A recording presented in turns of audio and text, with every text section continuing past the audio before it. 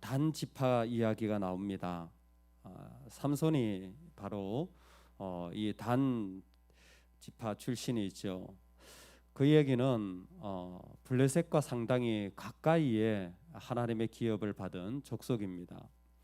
블레셋과 상당히 가까운 지역에 하나님의 기업을 받았지만 오늘 말씀해 보니까 단 지파는 그 땅에 거주할 기업의 땅을 구하는 중이었으나 이는 그들이 이스라엘 지파 중에서 그때까지 기업을 분배받지 못하였습니다.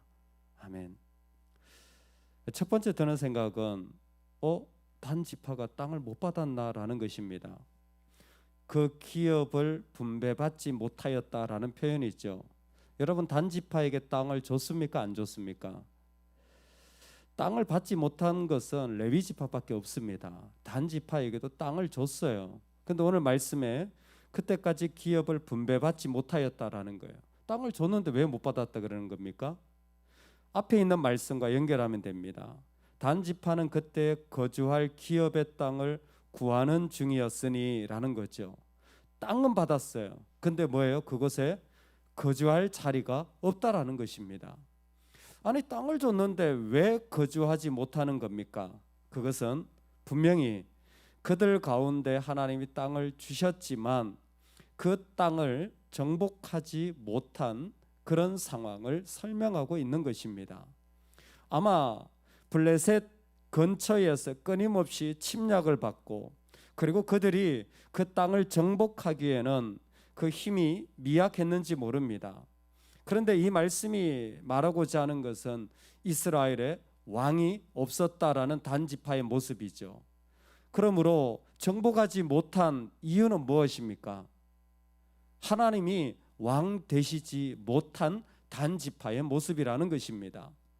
하나님이 왕 되시지 못했기 때문에 그들은 하나님이 땅을 줘도 그것을 정복할 순종의 자리에 들어가지 못하는 것입니다. 하나님이 왕 되시지 못했다라는 것은 하나님이 말씀하신 것을 그대로 이루어 나갈 만한 마음이 그들에게는 없었다라는 것입니다.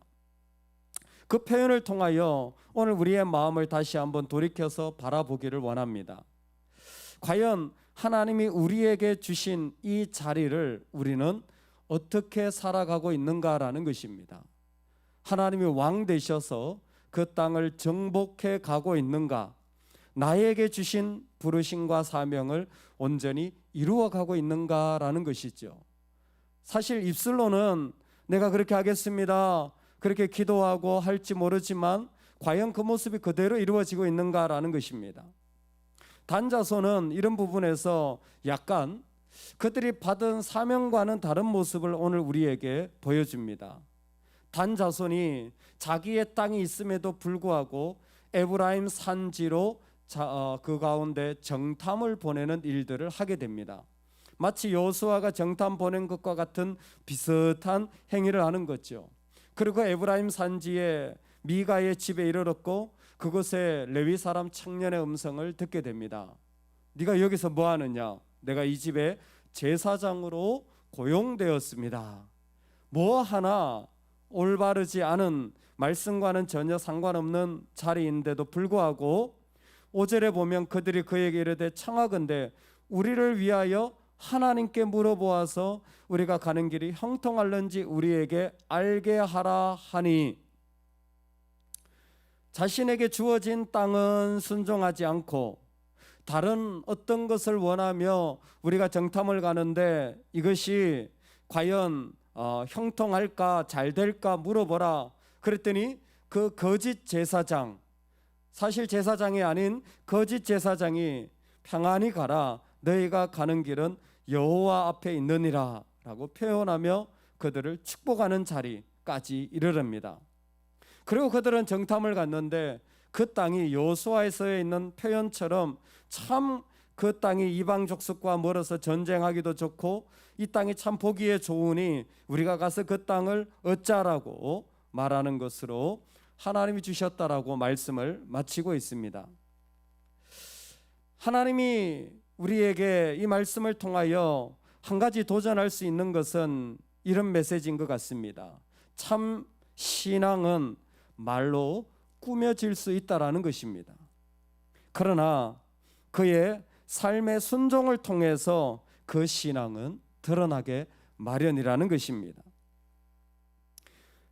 단지파도 정탐꾼도 그리고 그곳에 있는 미가의 집에 있는 제사장도 다 하나님과 축복과 형통함을 구하는 수많은 신앙의 이야기들로 꾸며지지만, 그러나 그 안에 정말 이 단지파가 가진 하나님 앞에서의 불순종의 자리, 왕이 없는 자리를 하나님은 보고 계시다라는 것입니다.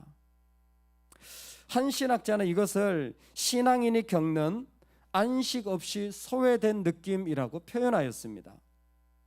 신앙생활 하면서 쉼을 누리지 못하고 뭔가 자꾸 소외되는 것 같은 느낌을 신앙인들이 받을 때에 단지파를 한번 생각해 보라는 것입니다. 왜 교회에서 하나님이 계신데 소외되는 것 같은 느낌을 자꾸 받을까라는 것입니다. 분명히 하나님이 살아계시고 하나님의 몸인 교회가 예배를 드리고 있는데 왜 소외될까라는 것입니다. 그것은 하나라는 거예요. 불순종이 자리 잡고 있기 때문에 그 느낌이 사라지지 않는다라는 거예요. 하나님이 멀리 느껴질 수밖에 없는 자리에 들어가 있기 때문에 어떤 사람, 어떤 상황으로도 채울 수 없는 소외감이 그 안에 가득하다라는 것입니다. 본질은 영적인 갈급함이라는 것이죠. 아무리 사람이 위로를 해줘도 채울 수 없는 영적인 갈급함이 그의 안에 자리 잡고 있다라는 것입니다. 오늘 우리가 하나님 앞에 이 말씀으로 결단하는 은혜가 있기를 원합니다. 우리의 마음과 삶의 자리가 어떻게 세워졌는지 간에 오늘 우리에게 주신 기업, 우리에게 주신 부르심의 자리가 온전히 이루어지는 은혜, 그 은혜를 주의 이름으로 축원합니다. 사실 우리가 다 알지는 못하지만 단지파는 내부적으로도 참 많은 어려움이 있었을 것 같습니다. 다른 건 말할 필요도 없이 그들의 리더가 가장 믿음 없는 리더였던 지파의 상처가 있었을 것입니다. 블레셋의 놀이개가 되어서 그 가운데 많은 사람들의 신앙이 폄하되었던 당시의 삼손 이후의 상황을 우리는 추정해 볼 수 있을 것 같습니다. 그리고 단이라는 지파가 처해져 있는 지정학적 위치로 블레셋과의 경계 없이 끊임없이 전투해야 되는 그런 어려움의 상황이 있었을 것입니다. 영적으로 해석하자면 내 신앙은 계속 패배하는 것 같고, 내 신앙은 섬김의 자리에서 제대로 서지 못하는 것 같고, 끊임없이 유혹과 어려움이 계속 찾아오는 그런 자리에 단지파와 같은 모습으로 서 있을지 모릅니다. 여러분, 그때에 그것을 이기고 나가는 유일한 방법은 순종이라고 생각합니다. 오늘 하나님이 나에게 주신 자리를 순종하는 것입니다.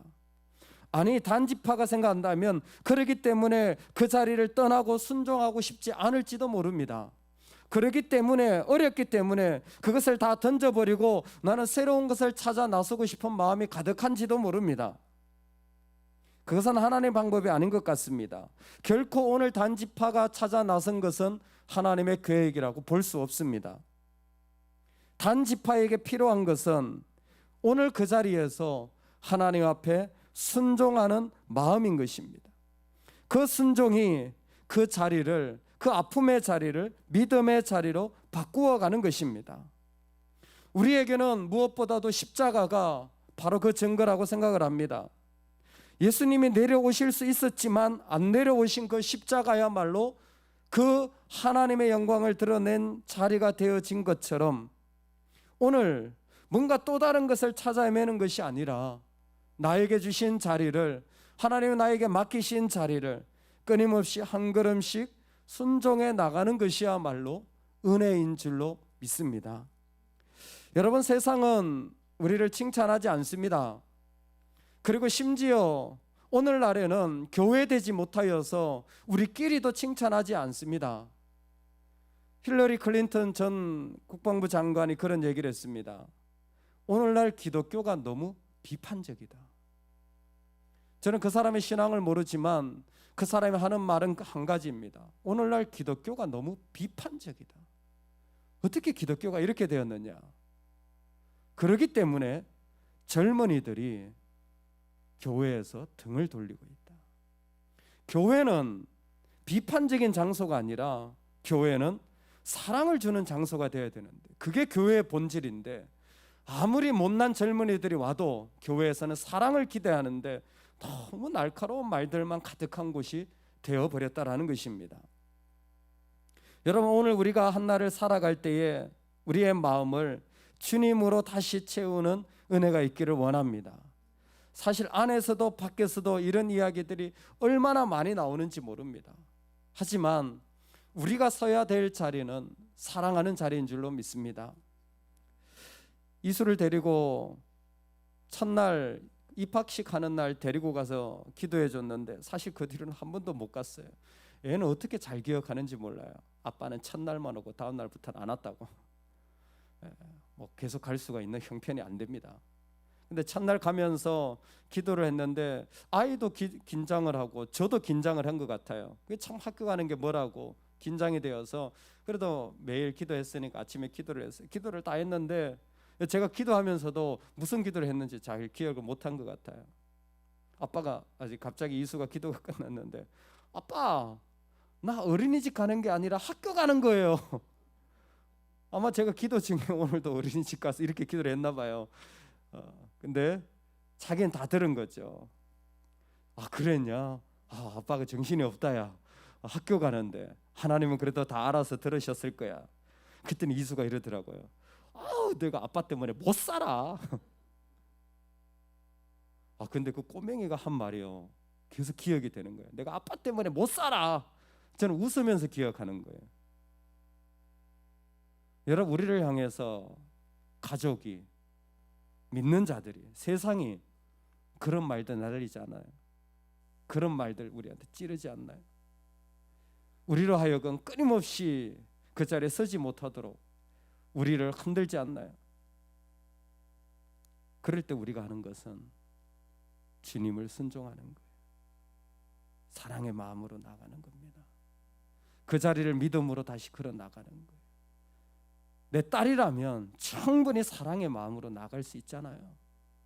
내 형제라면 충분히 사랑의 마음으로 나갈 수 있잖아요.